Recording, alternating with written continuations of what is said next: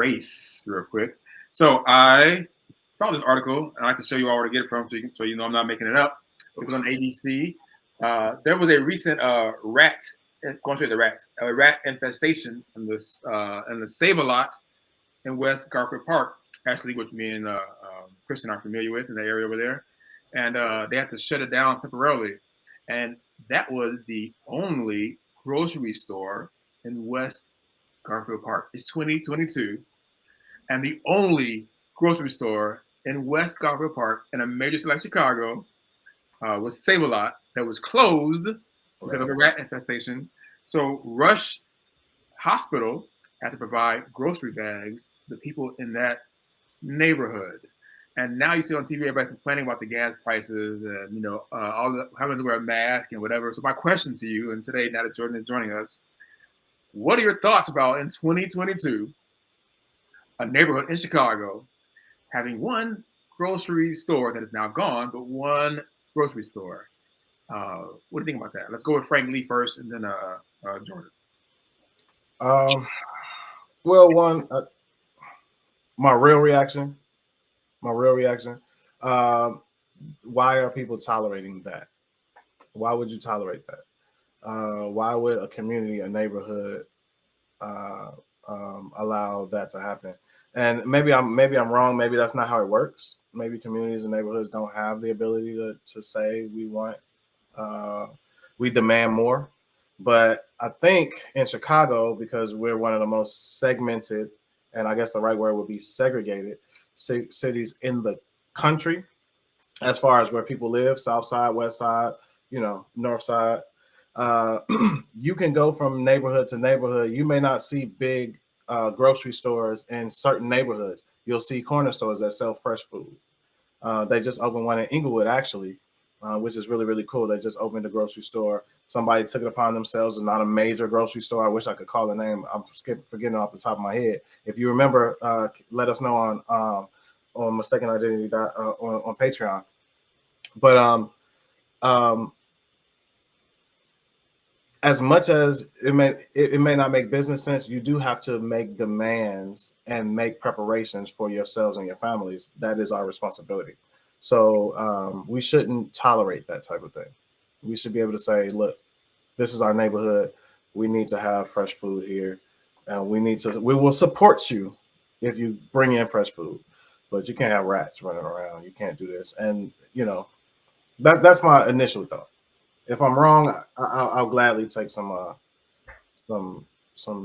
redirection on that. Jordan, you got any thoughts? I'm excited to go because this is something I don't know. I kind of not go to school, kind of learning about, but this is some subjects we be talking about, and that mainly it's called food desert, and that's a lot of minority communities in the west and south side of Chicago who are limited to grocery stores. They have only corner stores to get fresh produce from if need be. But mainly I think of two things right off the bat. I'm not surprised because I am educated on the fact. I'm not surprised, but more importantly, what's the problem is there's a lot of aspect that comes into that, whether it's the mayor of the city looking into that, the education level of those people in those communities, knowing what to eat, what is healthy to eat, but then also geological education. Some people, for me at first, I didn't understand there wasn't a grocery store, but I was like, yeah, we just went from Walmart, but Walmart is not in our neighborhood, but it's in our city. And that's when it touched on what you're saying, Frank. Chicago is so diverse, but we're also the most segregated city.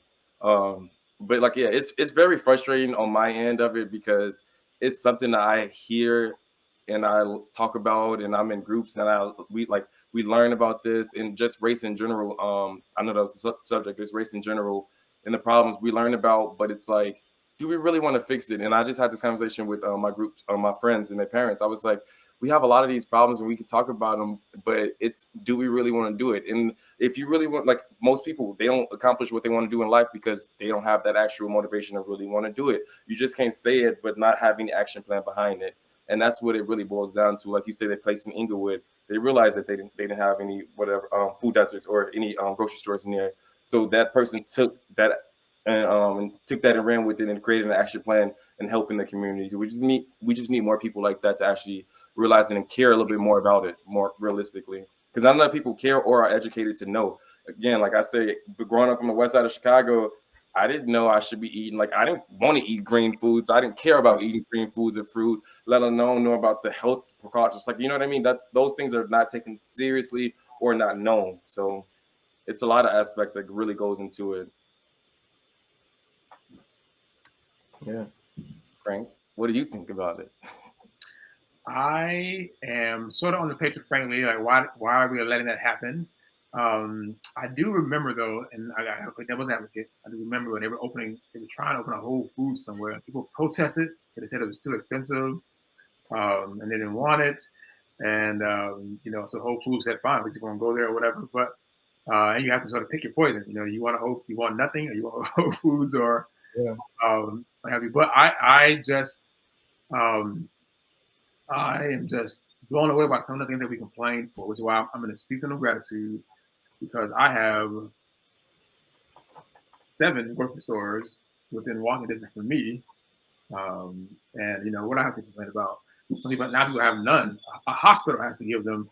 I do want to know who their alderman is, though. Let's vote. But Exactly. another That's story. what it's a lot. Yeah. Yeah. Because my alderman will fight the Cubs to make sure that our neighborhood has something. I think Yeah. that he can do that. Then what's going on at other people's. Yeah, that's my opinion. That's why I go also mainly. I that's why I push like in my anything I really do is educate the minority community because that's why I feel like a lot of these problems are systematic, but we lack knowing a lot of that knowledge. You know what I mean? And like knowing who to contact when we don't have food, knowing what to actually eat. Like you know what I mean? So yeah, Quick it's question, since you said minority, and this is a real question for me. You being way more educated than me on the topic. Is it a minority issue in the city or is it a black issue in the city? Because it just from observation, it seems like if you go into other minority communities, they tend to take their fresh fruit and food a it's lot more seriously. see, and so this is it's a lot of categories and aspects connected to it. When you and this is I hate generalizing, but like generalizing, other cultures tend to grow their own food. In the summer, you see a lot of those. If you go in those other minority communities, they have a whole garden that they grow and make their own food. They have the education that we tend to lack. Okay. So systematically it is I feel like a minority problem because generally regardless of how you want to look at it most grocery stores are in predominantly white neighborhoods. That's it, that's all. But when you come down to people actually knowledge about that and going to do something about it, have an action plan about it, African Americans communities tend to lack on that aspect of it. Mm. Hit us up if you are a farmer, if you are producing your own food, Which black, more white, Asian, whatever. Hit us up. Let us know what you're doing and how we can support that and how we can push what you're doing so that and we we're can close some of seeing these more gaps. there's more and more African Americans and not just African Americans, minorities, and also just people in Chicago who are Yeah. bringing that agriculture back to the minority communities so that we can educate and start growing and start eating healthy and knowing that you know what, maybe I should buy this green thing instead of 2 honey buns or something like that, you know what I mean? Yeah, or get the green thing and then like one honey bun and just Right, eat half the honey bun that day and say the other half for the next day. exactly, yeah. And then also Frank Walker, going to like your subject. I was saying like the money thing of Whole Foods is really expensive. That like again, it's like problem solving skills and like realizing, okay, is it worth spending $1 now or is it worth spending this $2? You know what I mean? So it's like it's a lot of aspects that really goes into it. But again, alderman is the really biggest thing. But again, you look at the numbers, who does not vote? So the alderman been probably sitting there for many, many years, just collecting checks, doing nothing. So you got to have it's activists. We need activists in those communities. We need activists.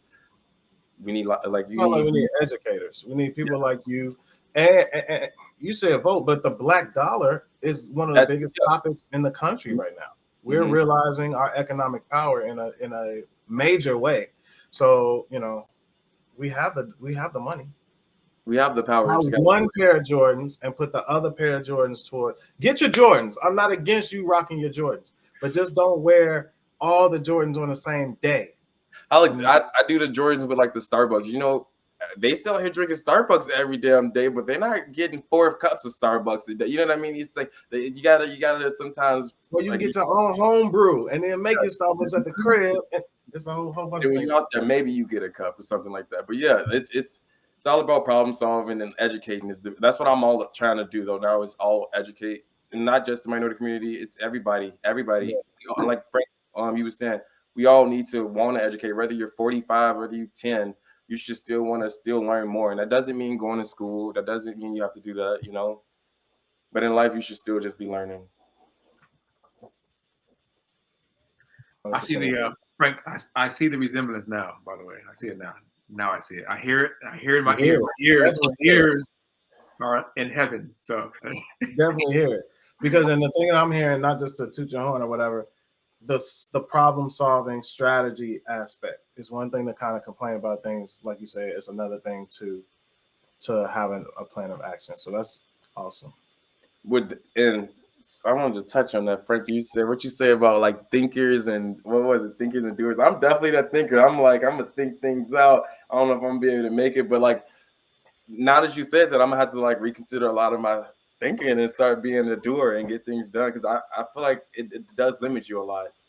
the one thing I told Frank that I didn't tell you, and we have to get to our last topic in a minute. We're running out of time, but I was telling Frank on the phone. So when doers and thinkers work on anything together, they always clash, right? Because the doer is always wondering why the thinker just won't do it or hasn't gotten it done yet. And the thinker is mad at the doer because the thinker is thinking of the reason why they can't do it. So thinkers and doers always clash, right? And never get along. But the book also says that doers and doers can't be on the same team because their competition will make them fall out. So it's kind of odd to think So about. what, two thinkers or I like people? There's no way to. I mean, I get one of them. I guess abilities and just slow down a little bit sometimes. I I can think of a solution for that. Thinkers and doers, when they work on a project, they clash in the beginning usually because of the doer wants to get it done. Like, why aren't you doing it? Like, I did it. I can do it. Why don't you get it? So they clash in the beginning. I need a water bottle that's sponsored by somebody, because I'm always drinking water on the show. So yes, and that's you're searching for ads today, I see. But let's do our last topic so we can get he got GQ on here. I'm excited. We got some cool stuff coming up next week. First of all, I got my black turtleneck on today with the little twist. I'm feeling fancy today. First of all, Frank, all the sponsors that you've gotten, who got those for you? I'm doing my job, Frank. You can't get mad at me. You told me to saying is that you don't selling. Just tell me what you want, and I'll apply for it. Like, we don't have to beg them for it. Okay. See, we just had a doer thinker clash. I want you to tell us on Patreon. Tell us who is the doer and who is the thinker between Frank Walker and Frank Lee. I think it's obvious who is who. But please, mistaken identity, hit us up. Email us. He just threw the Gmail on there. Hit us up any way that you can. Who is the doer? Who is the thinker on the show?